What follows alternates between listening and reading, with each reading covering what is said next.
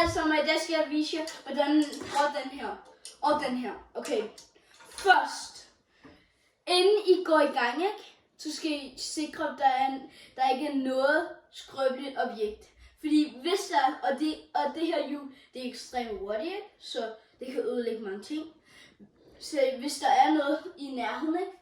Så skal I fjerne det, fordi jeres forældre kan give jer stuerrest en måned eller en uge. Ja. Okay, lad os bare først gå i gang. Jeg prøver det her, jeg kalder det et Tesla-hjul. Det ligner mig et Tesla-hjul, så lad os prøve det. Den her vej, ikke? Okay, først sætter man det ind, ikke? Og så skal man sige sådan 2 knække eller 3 knække, ikke? Og så sikrer man det her. Det var rigtig hurtigt, okay. Ja, lad os prøve med det andet. Ja, lad os ikke prøve med det andet. I kan få det andet at se i næste video, okay? Vi ses i næste video.